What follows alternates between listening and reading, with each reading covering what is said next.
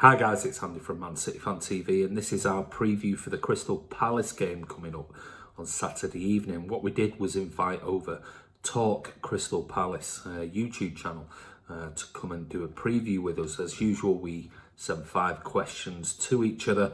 Hi guys, I'm Ollie from Talk Crystal Palace. We are a Crystal Palace fan channel. You can find us on YouTube, Talk Crystal Palace, or on Twitter at Talk CPFC. Thank you very much, Andy, for having me on Man City Fan TV to preview Saturday's game, Palace-Man City. Always a special one, it seems, over the past few seasons. So yeah, let's get straight into it.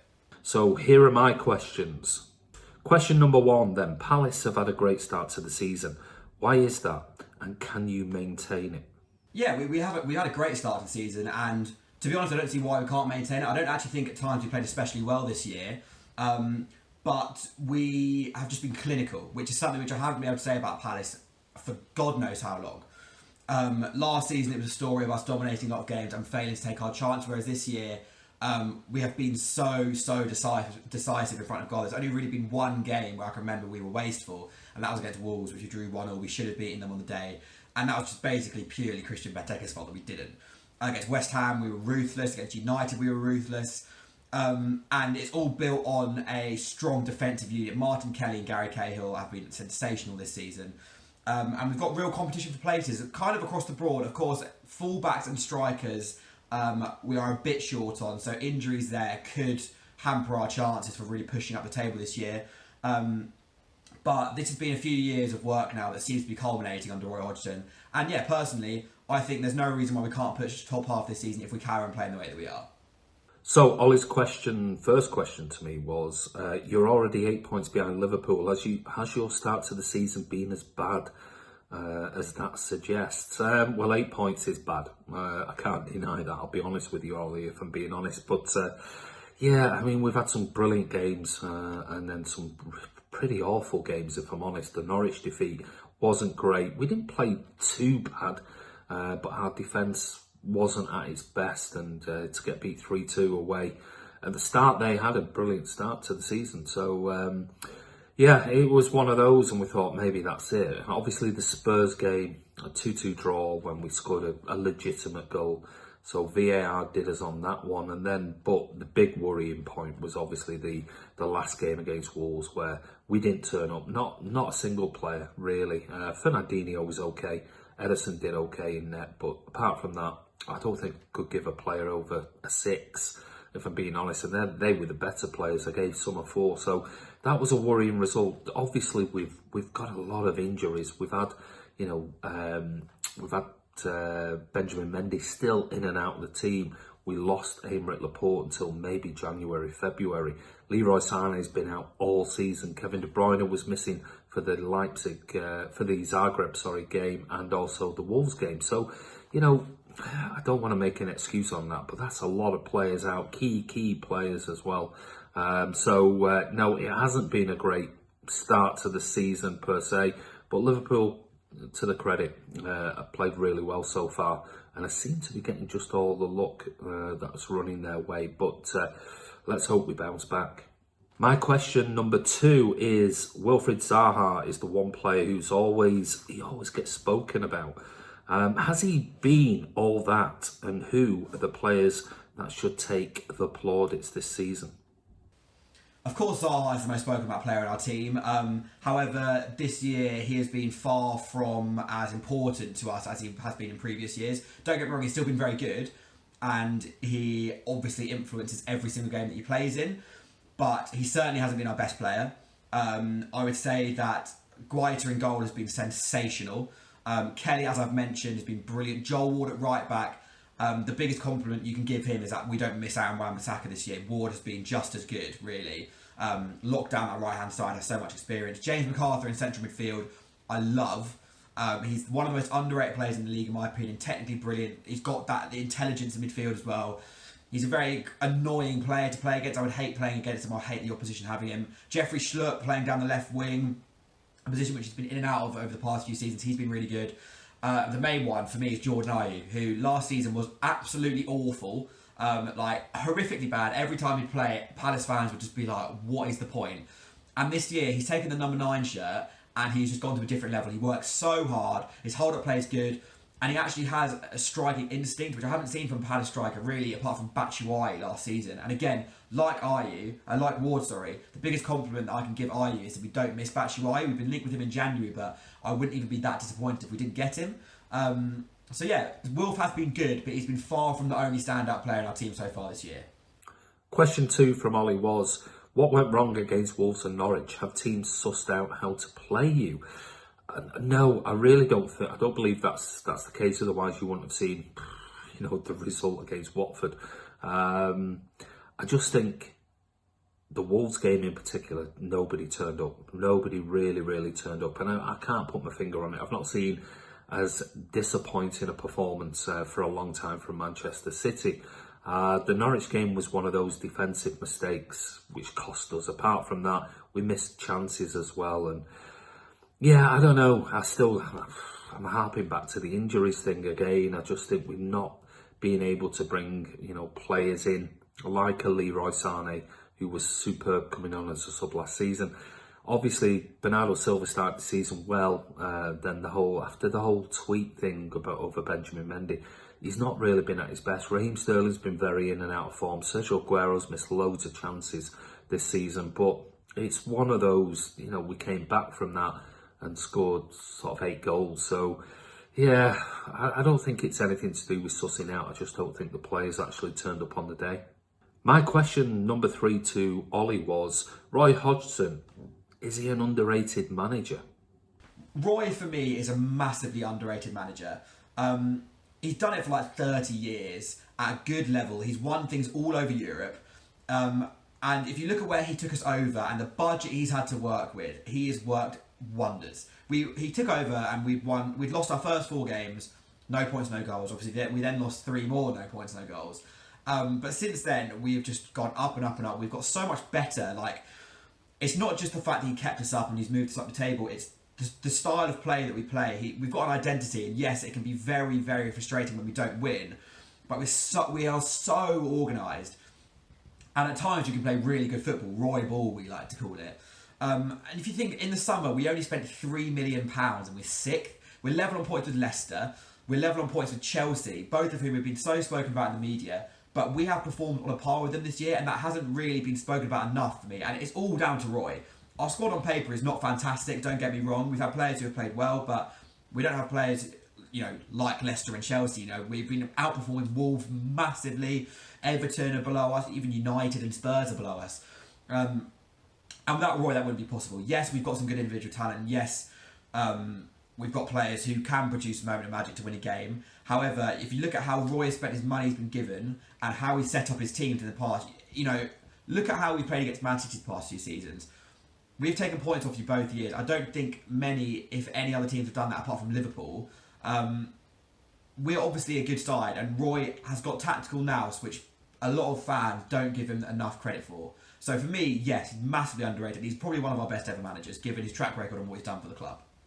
Ollie's third question to me is, would you sacrifice the Premier League for the Champions League? No, never in a million years.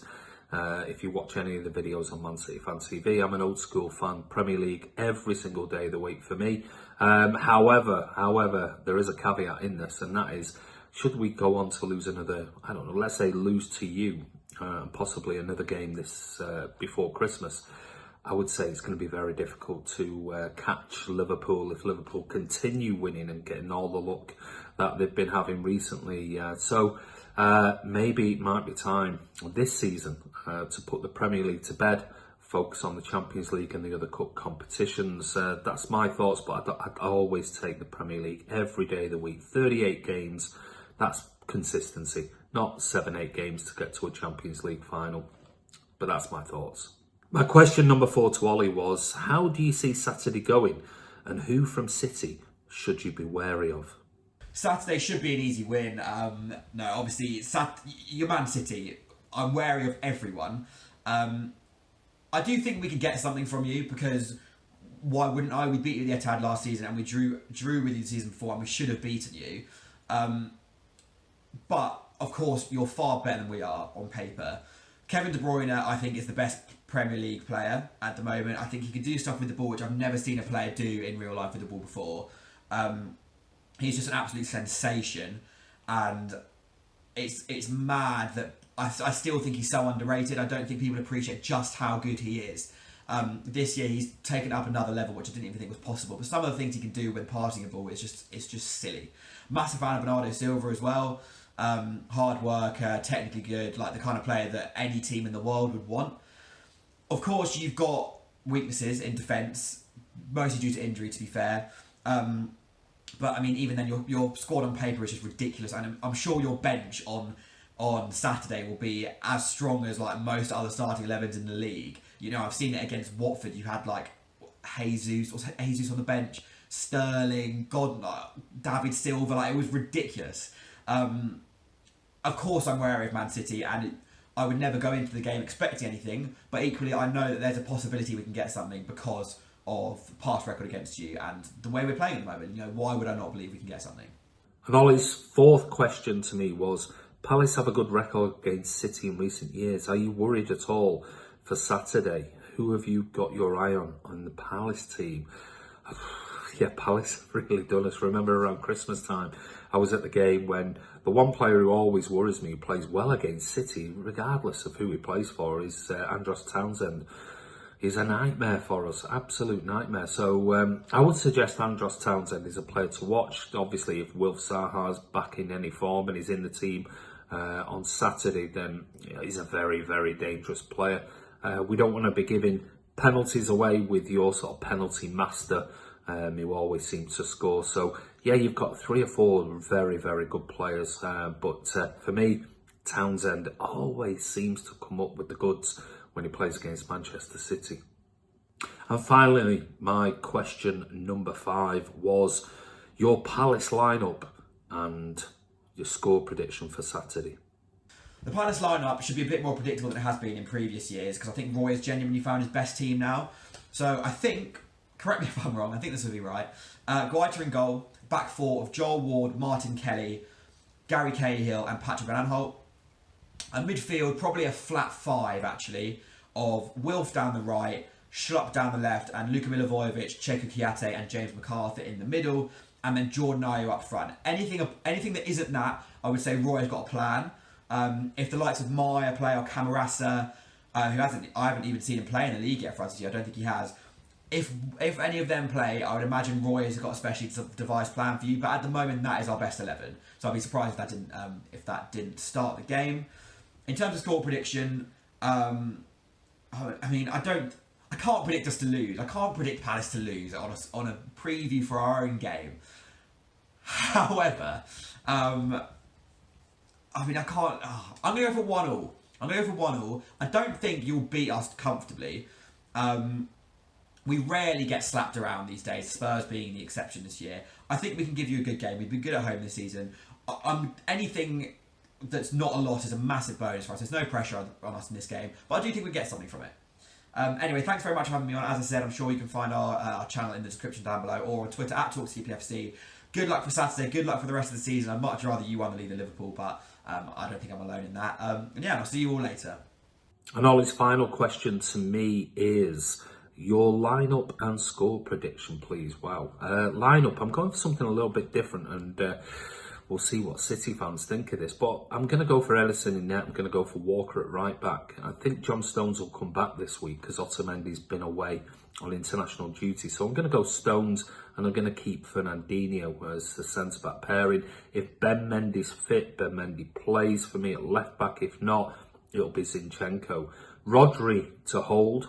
This time I'm going ahead with Bernardo Silva and Kevin De Bruyne ahead of him. And what I'm going to do is drop David Silva, which is very unusual for me because he's my favourite player. But I think David Silva might get a rest this week.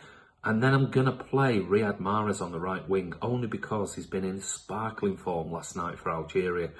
2 goals and an assist. Let's hope he doesn't have another poor performance like he did against Wolves. But I'm going to stick with Mahrez on the right. This time, I'm going to put Sergio Aguero up front. He's had 2 weeks rest. He hasn't gone on the international duty.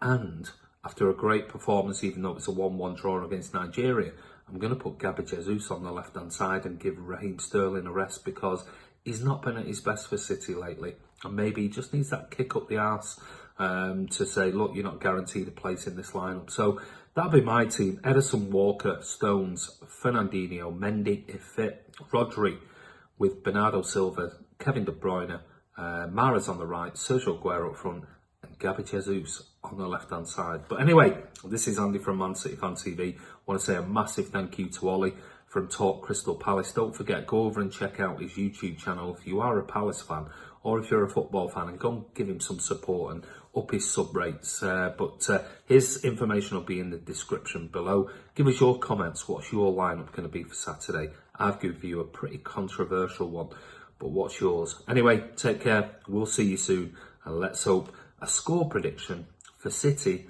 on Saturday from me is Crystal Palace 1, Manchester City 3.